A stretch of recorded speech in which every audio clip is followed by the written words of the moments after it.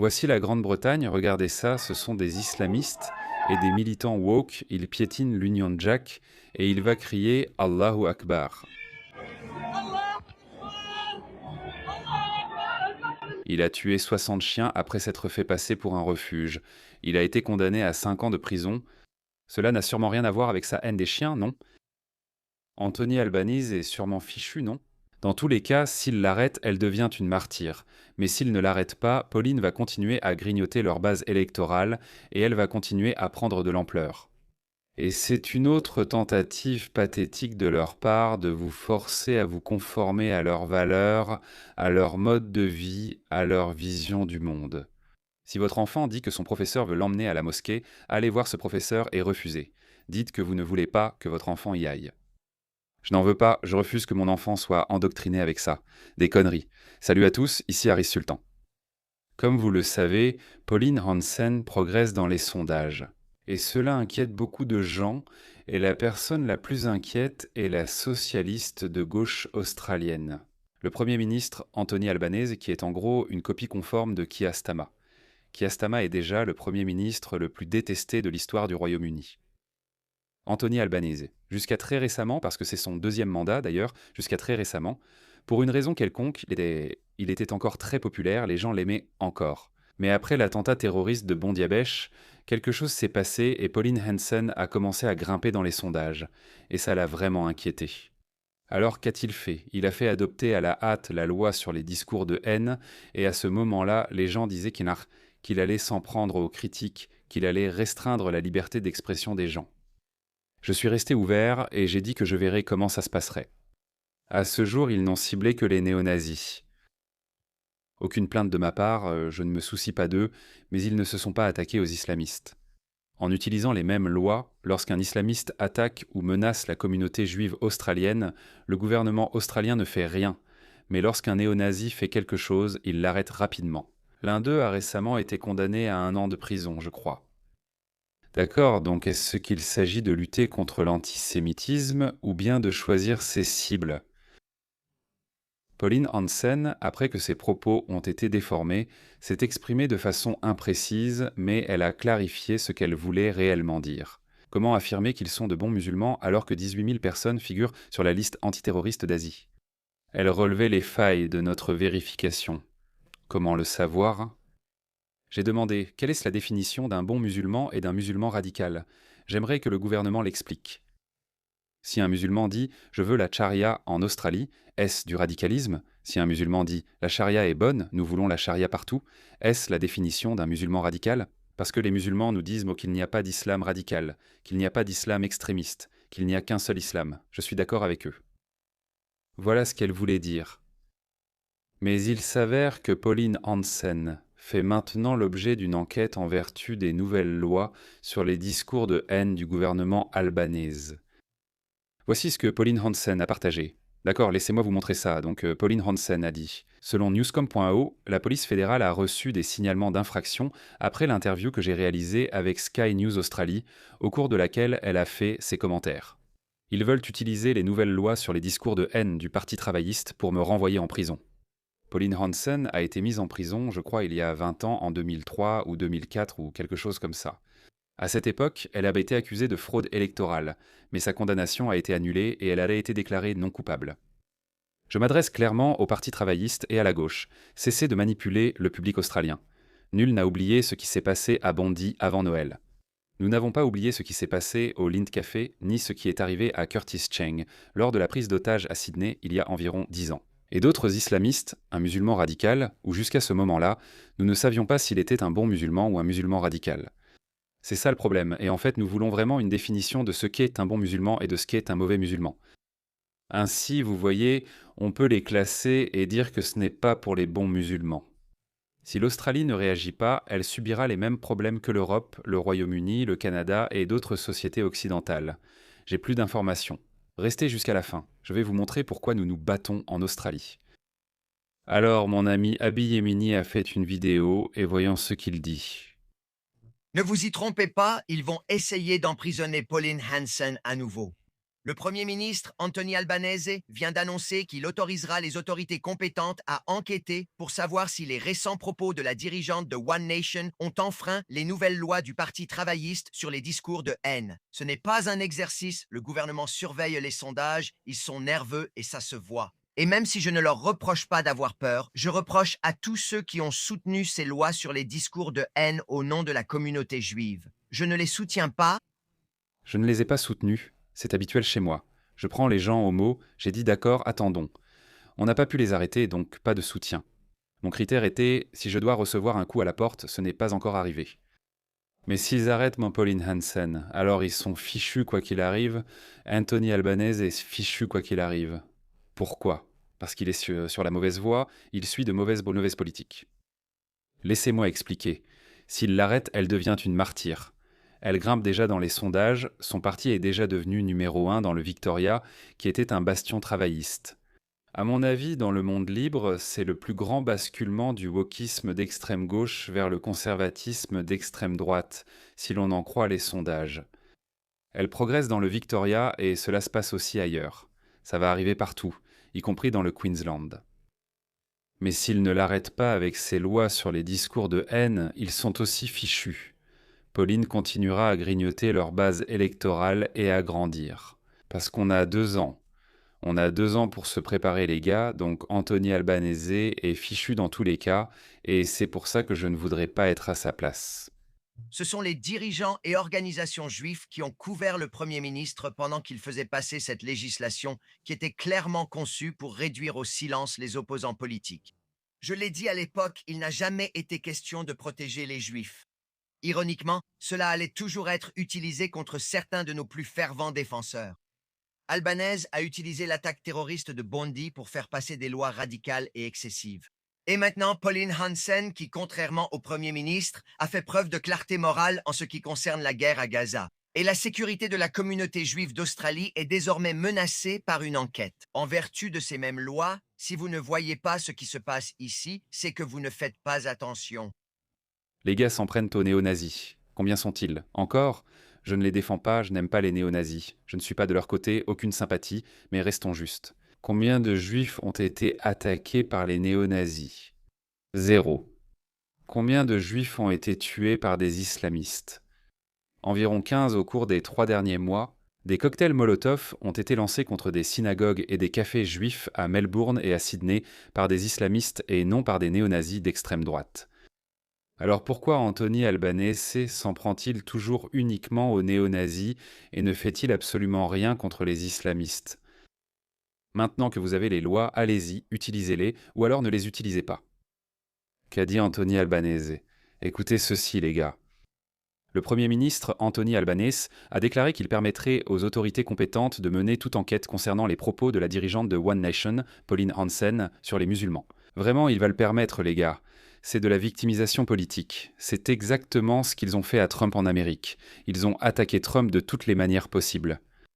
Et devinez ce qui s'est passé? Laissez-moi vous dire quelque chose parce que j'ai grandi au Pakistan et je l'ai vu de mes propres yeux. Même si vous vous en prenez à un politicien corrompu, surtout à cause de ses opinions politiques, vous essayez de le réduire au silence, vous essayez de le mettre en prison. Même si vous inventez des scandales de corruption, ils sont peut-être corrompus aussi. Mais ce que je veux dire, c'est que ça ne marche jamais, même si vous vous en prenez à un politicien corrompu. Si cela ressemble à une victimisation politique, ça se retourne toujours contre vous. Toujours. Comme je l'ai dit, Anthony Albanese est fichu. S'il l'arrête, elle devient plus populaire. Sinon, elle gagne encore en popularité. Et c'est mauvais. Pourquoi nous battons-nous? Pourquoi Pauline Hansen se bat-elle réellement? Les gars, si vous n'êtes jamais allé en Angleterre, allez-y, allez en Europe, vous verrez. Des civilisations vieilles de milliers d'années s'effondrent sous le poids de personnes venues de cultures hostiles. Regardez, ça vient de sortir, c'est la Grande-Bretagne. Ce sont des islamistes et des progressistes, des islamistes et des progressistes. Il piétine l'Union Jack et il va crier Allahu Akbar.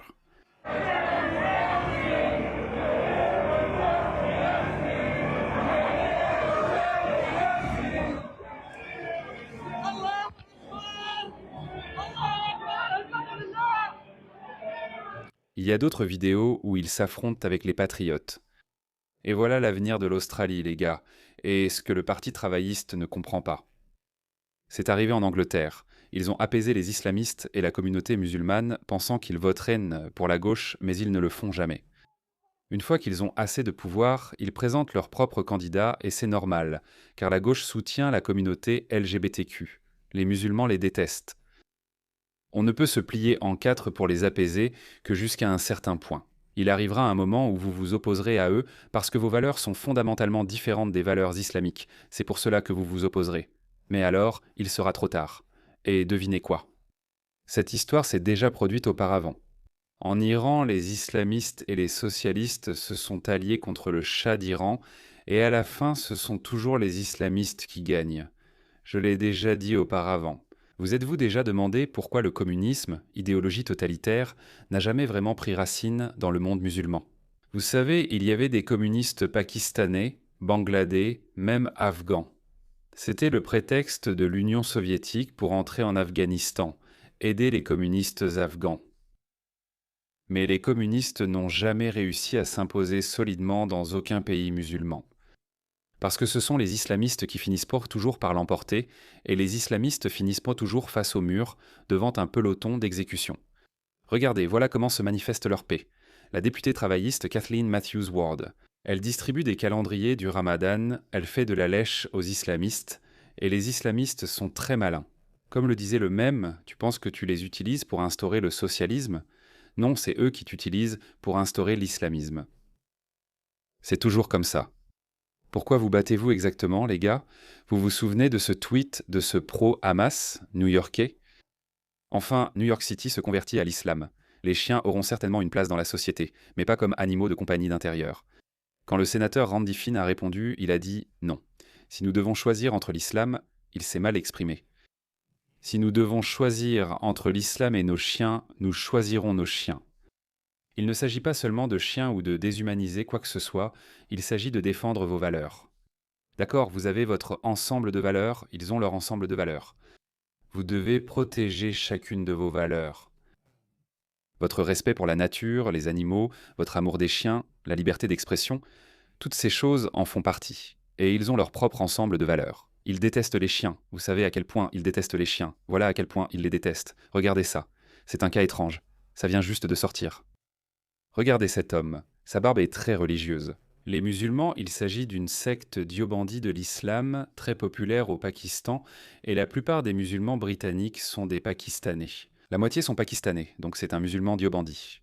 Regardez ça, il a tué 60 chiens après s'être fait passer pour un refuge. Il a été condamné à 5 ans de prison. Les gars, ils prenaient les chiens des gens, ils disaient qu'il allait les héberger, leur trouver un nouveau foyer, mais en réalité, il les tuait. Ça ne peut quand même pas être parce qu'ils détestent les chiens, non. Tu sais ce que font les gens en Grande-Bretagne? Ils emmènent leurs chiens dans les centres commerciaux. Regarde-les, Ron.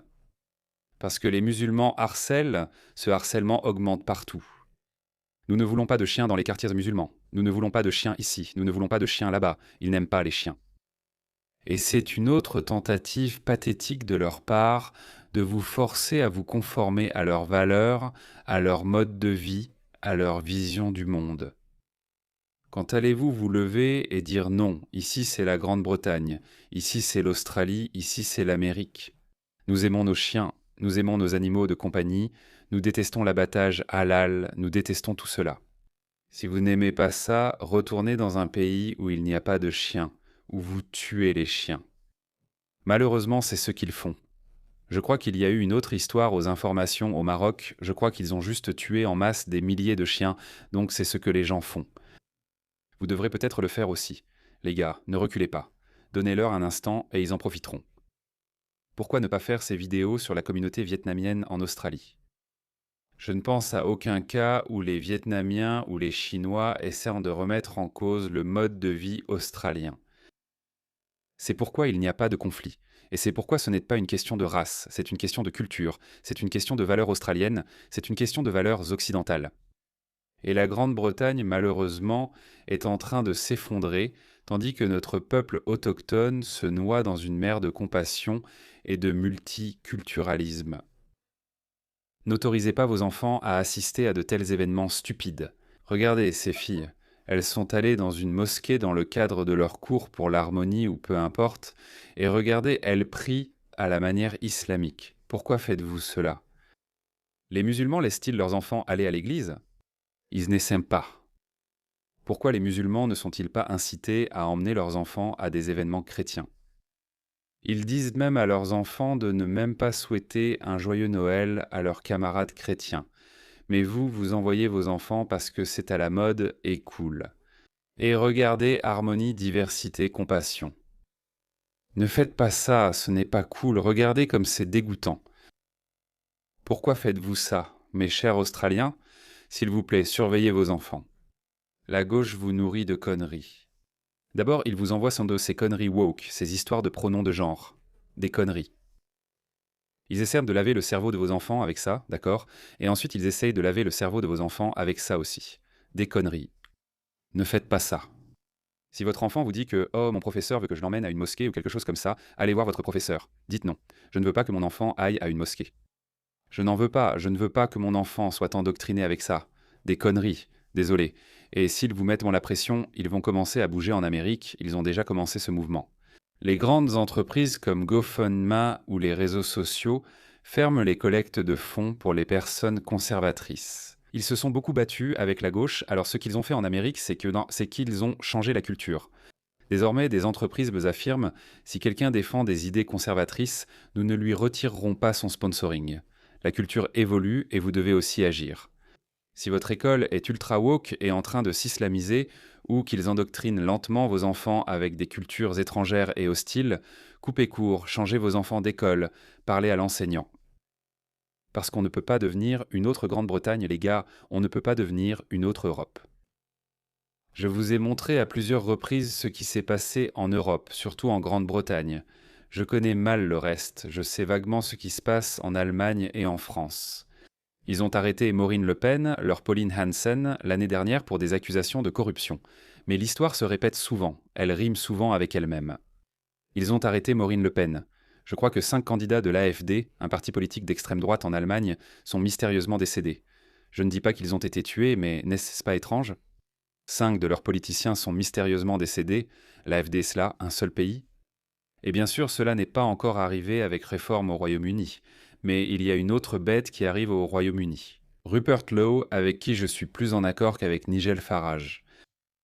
Donc les choses changent, les gars. Et ensemble, collectivement, notre voix compte collectivement. S'ils arrêtent Pauline Hansen, on fait beaucoup de bruit. Allez sur X, s'il vous plaît, vous devez être sur X, suivez-moi sur X, suivez Avi Yamini sur X, c'est là qu'on fait le plus de bruit. Je pense toujours qu'il n'est pas assez stupide pour arrêter Pauline Hansen. Mais bon, ils ont arrêté Marine Le Pen, ils ont sévi contre l'AfD. Ils pourraient le faire ici aussi. Mais de toute façon, comme je l'ai dit, Albanese est foutu.